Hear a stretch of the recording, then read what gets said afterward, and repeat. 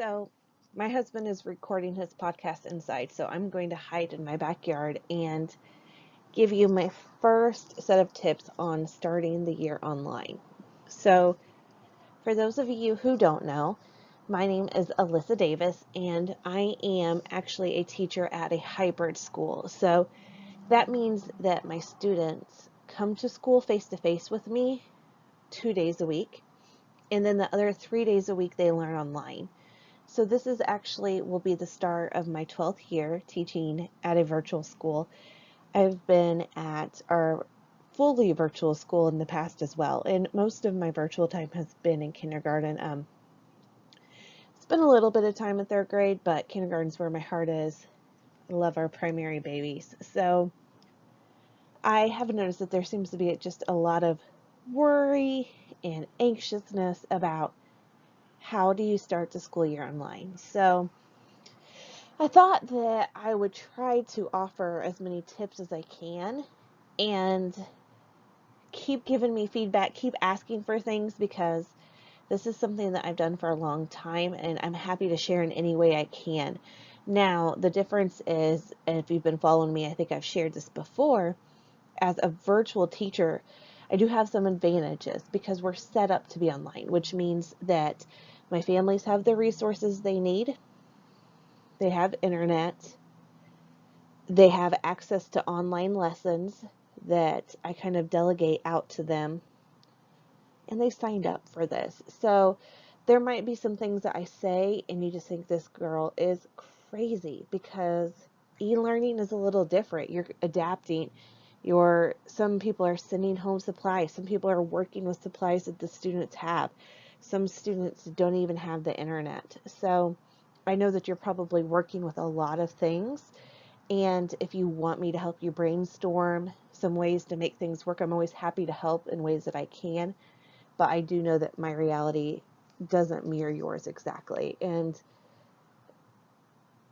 it's hard when you do have the tools. And I look back at my first couple of years teaching online and think of so many missed opportunities and learning the hard way. So even if I just get one point across to you where maybe you don't have to do so as well, then it's worth me hiding in my backyard and offering just some tips and stuff from my years of experience. So obviously, relationships first, learning second. And I know so many teachers prioritize that. I know I am preaching to the choir with this topic, and that's something that you want, and you can't quite wrap your head around how to do it virtually.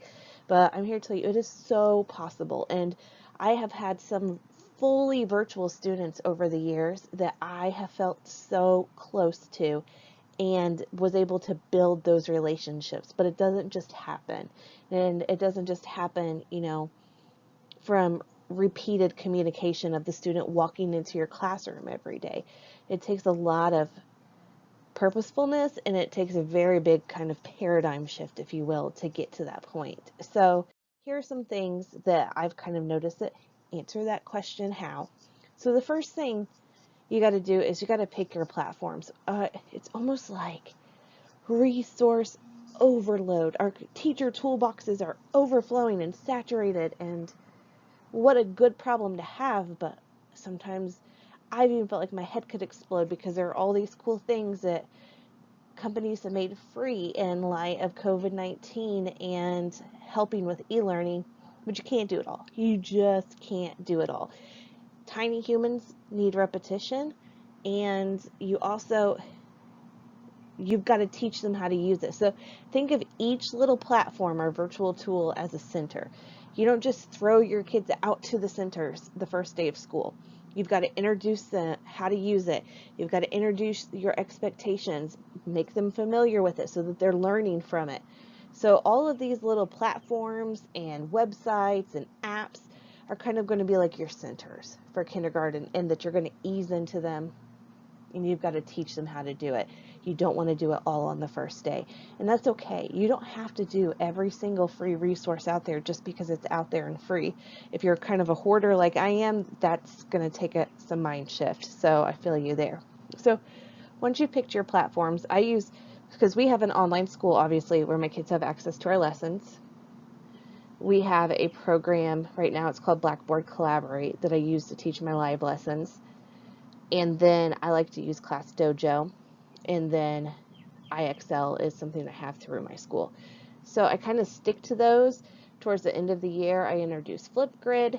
I'm going to talk about that a little bit because it's a resource that I like a lot. I just don't need it right away because I save it for the end of the year when I need novelty. But if you don't have other resources like I do, it might be a really good one to use right away. And then once you've kind of picked your plan of attack for teaching, or you've been told your plan of attack for teaching, then I start the purposeful communication with parents. So if you know that you want to start the year out by using Zoom for some live classes, using Google Sheets to share some activities they can do, and some website that you might have a subscription to, start sending parents the parent letters for those.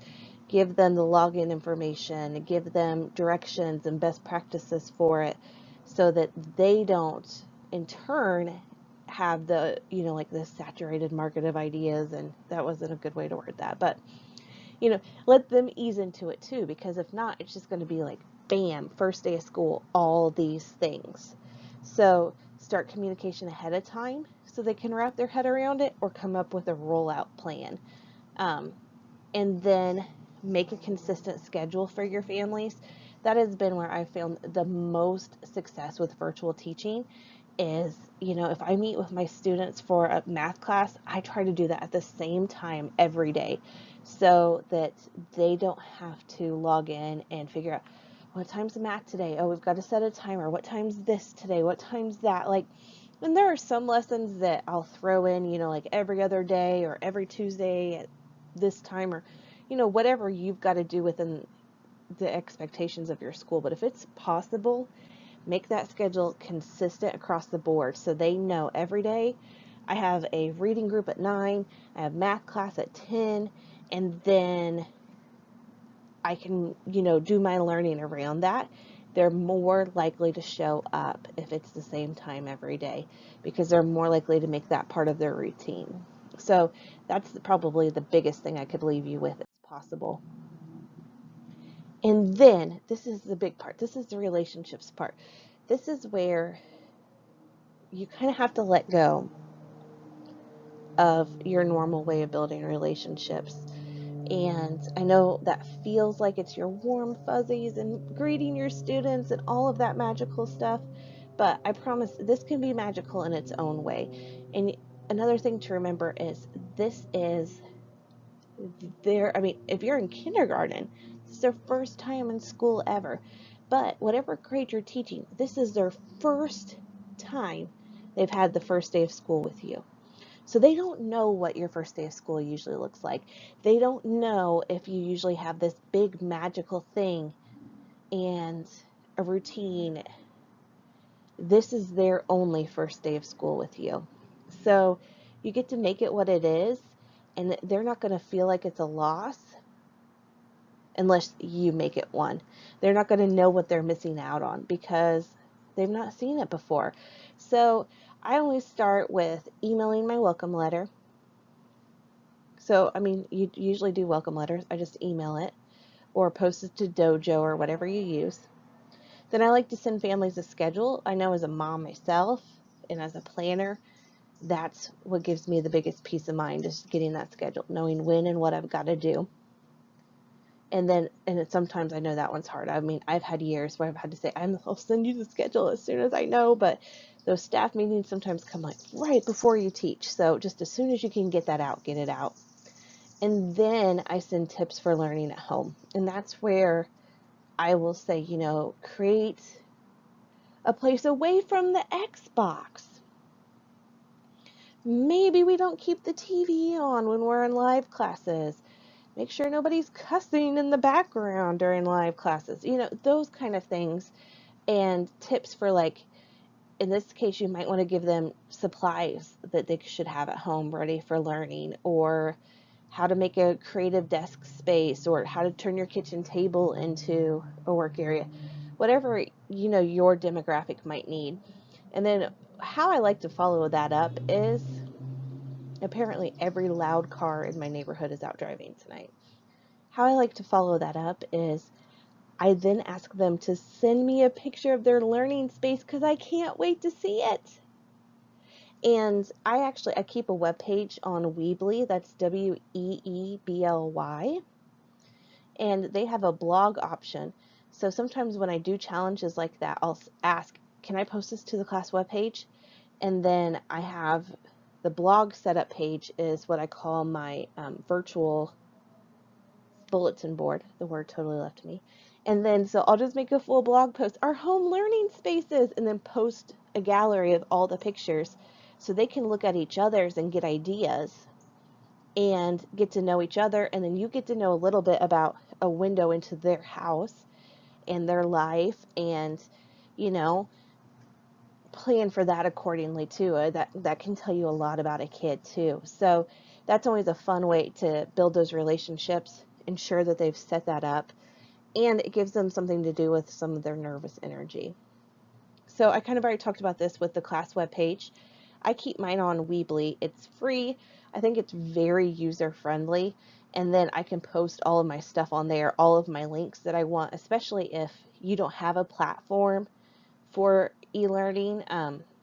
If your school doesn't use something already, then you can put, here's the link you'll go to for the schedule. Here's the link for my welcome letter. Here's the link for a really cool song for today's lesson. Here's the to-do list for today, and post pictures of what they're doing or build a virtual word wall. All of those are options on a class web page, and you can kind of make that the home page that they log into each day if you need to create something yourself. And I also like to do a welcome video since they don't get a feel for my voice when I'm talking and who I am. I do a short little introduction video, kind of just like what I'm doing for you. I'll put up a PowerPoint, put my favorites, put a picture of my family, put my favorite places to eat, my love for Diet Coke, my Bitmoji, and then I go to the PowerPoint and I go to record it. And then I can put, this is exactly how I'm making this video. I put the picture in the bottom so then they can see me, get an introduction to me, and get a feel for who I am too. And then you can even offer virtual meet the teacher night or day. You don't need to do that after hours by any means, but give them the same spiel. This is who I am. This is my favorite color. And then at the end, ask them to share who they are or their favorite color or introduce themselves to each other, because that's going to have the added bonus of kind of what I'm going to talk about on the next slide. So I'm going to put a pin in that. And then call the parents too. That's one thing that, I have a little bit of social anxiety and I find phone calls really draining, but it's really worth it. And that way you can answer some of their individual questions and get a feel for how they're feeling about e-learning, because that's the biggest shift for me is you're not just going to be helping your students, you're also going to be helping their parents. So you're going to have to help some of their worries. You might have to make some videos and tutorials for them as well on how to teach things, because just like this is your students' first and only time in the grade, it's likely your parents too, unless they've had a sibling. But even if they've had a sibling, they've probably not taught this before.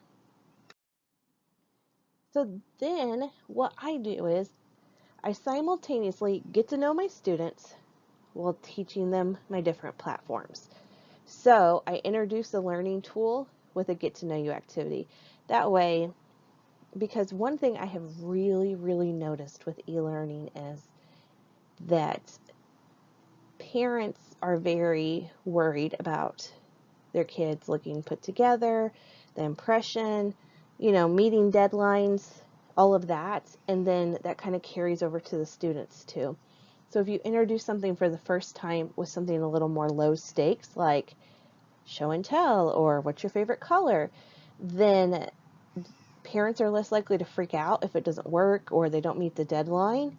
And then that kind of sets the tone for learning's a little bit more positive, a little bit more relaxed, instead of school's a stressful thing and I don't know, and mommy's mad at the computer, and I'd be mad at the computer or whatever, so that's just a good low stakes way to introduce one of your virtual learning tools and get to know your students. So like I said before, a meet the teacher Zoom call. If you want to use Flipgrid, do a show and tell, or if you have a quiz platform, start out with some just to get to know them. Which one's your favorite color? How old are you? How many siblings do you have? And then even get them in the habit of sending you writing. And this is where I'm going to get a little soapboxy, because in all my years of virtual teaching, writing has been the biggest pain point, because I think for parents, and I'm not saying this in an accusational way, this is just my assumption as to why it's happening, is it's a lot easier to ask little Emmett to tell you the answer to the problem than fight him to write it down. Because we know sometimes these little darlings aren't quite so willing with their own parents. My littles aren't. So sometimes I think that writing skill, even the fine motor of holding a pencil and writing, and then the effort of like becoming writers, is something that's not built as much, because we get, when I'm teaching math and the kids write, then we're getting extra practice writing.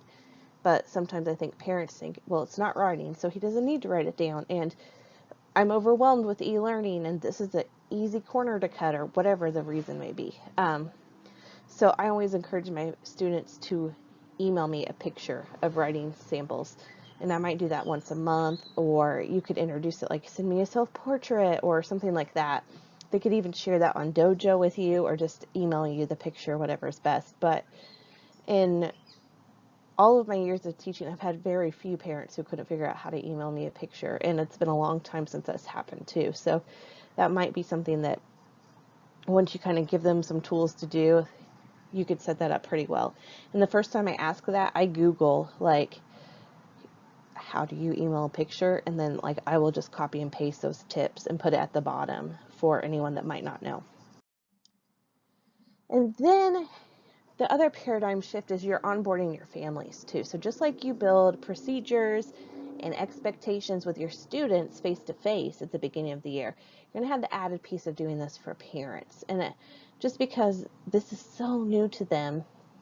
So I like to send a Google form to get to know my families and their demographics. So I will send it, ask the student's name, ask how many other students are e-learning. That's always a big question, because then you know which grade level teacher you can reach out to if they're MIA, or plan schedules around, or just little stuff like that. Ask what they have at home to be successful e-learning, see how comfortable parents are. I always like to ask parents if there's a topic they're extra worried about, and then just like I'm making for you guys, I might make a quick video. Well, they're never quick. I'm very long-winded. But I tend to make a quick video with tips and stuff for how to teach a certain subject, or how to set up their schedule at home, or how to get their kids to sit still, or better yet, understand that it's okay that your 5-year-old doesn't sit still because they're 5, but they're worried about it and they just don't know. So those are really big for me to help me plan how to support my families.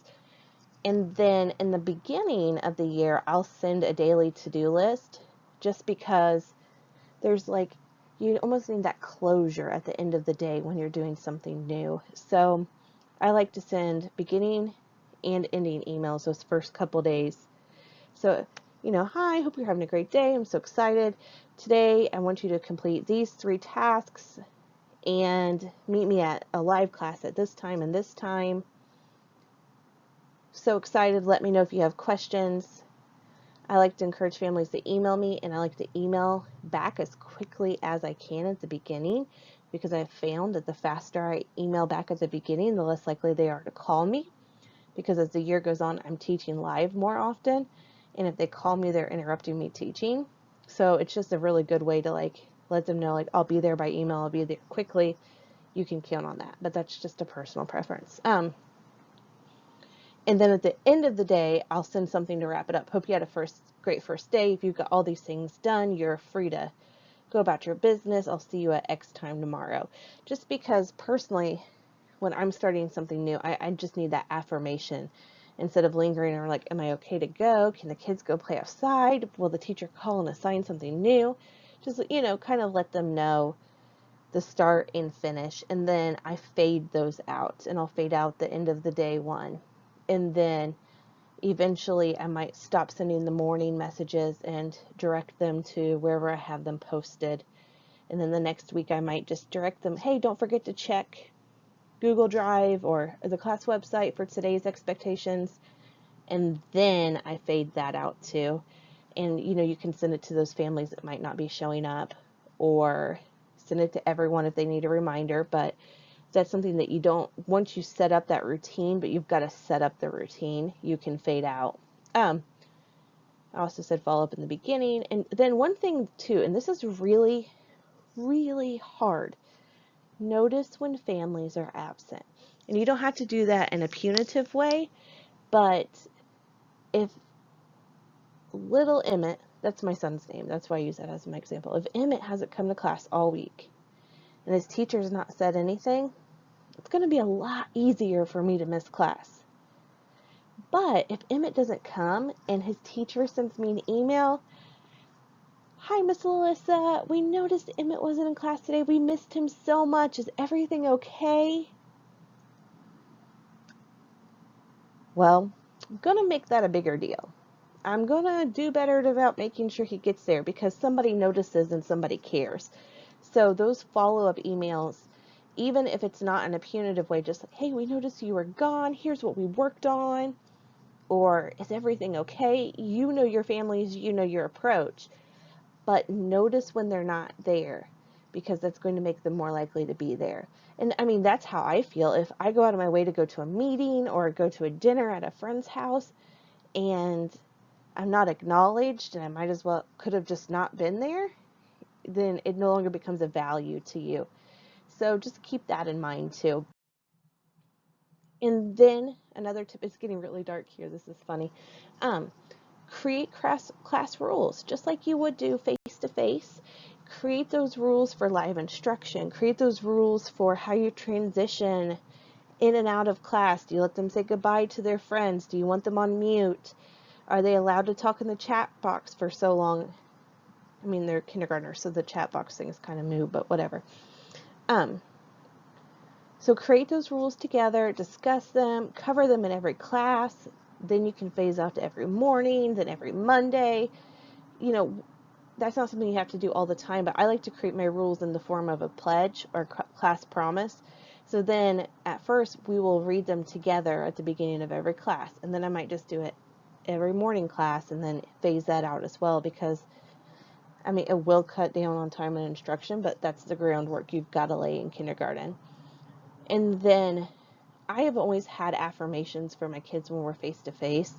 And in light of how emotional my own son has been with stay-at-home orders, I was like, ooh, I need to be doing these with my students because they're probably feeling these really big emotions they don't understand too. So that's my goal for this next year, is to make sure those show up a lot more often with our home learning and virtual learning as well. Okay, so assessments are hard in kindergarten. They are hard because I feel like our generation, it was a huge value to show the teacher what you know and to be right all the time.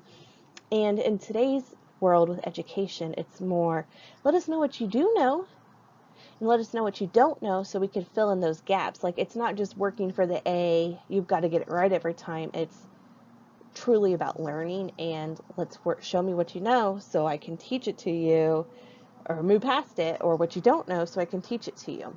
So I've noticed a lot of parents like to help because they want the kid to get an A and look good to their teacher, which is great, but it's hard with e-learning because sometimes we get some inflated scores. So I usually try to really explain that to parents, make sure they know that it's a safe place. If he misses a problem when we're in a live class, that's okay. It's fine. I'm here to teach him.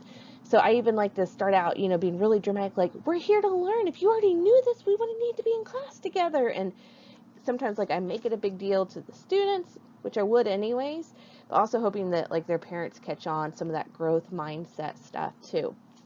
So if you have a school resource such as IXL, you can use that.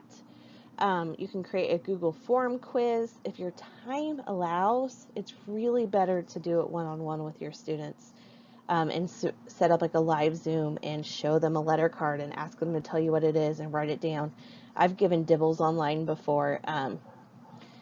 That's interesting. The scores are a little bit lower than normal, but still within my class I've got clusters of kids I can put together for some reading instruction. And then I use that to determine how often I meet with my kiddos for live classes, because anything that I can push to the parents, I do.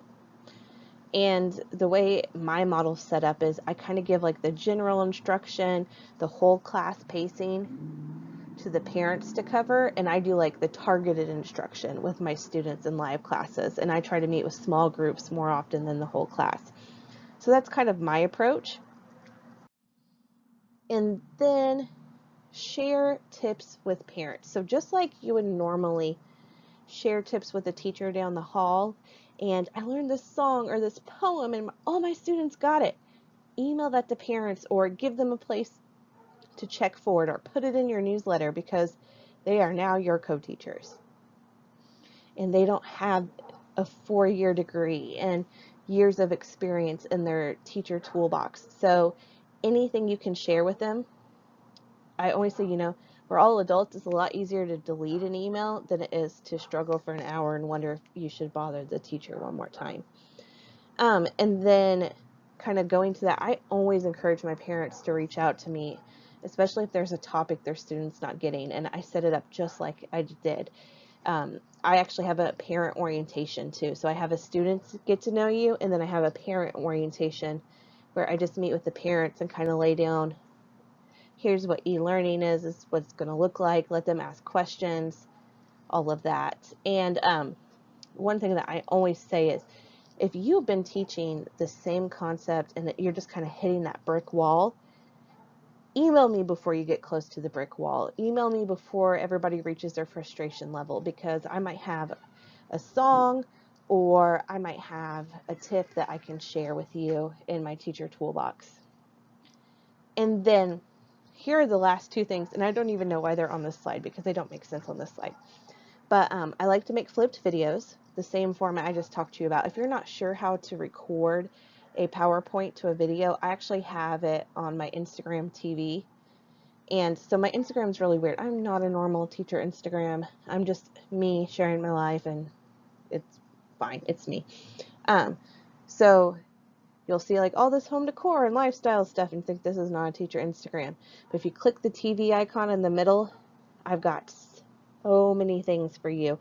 Or not a lot. It feels like a lot already, but I'm going to keep adding to it too. So make some flipped videos to teach lessons, and then maybe you can be the one giving the direct instruction and then push them out to your e-learning packet if that's what you do, or an activity with blocks or the practice. Just think of the flipped learning model and try to do that, except for they're not coming to you. That's stuff they can do with their parents. So that's something that's worked really well for me in the past, is I might record a 5-minute lesson on how to add and then say, now go do your worksheet for today, or page 6 in your packet, or go practice with blocks. Here's a list of problems, whatever works with kind of your prescribed situation for e-learning.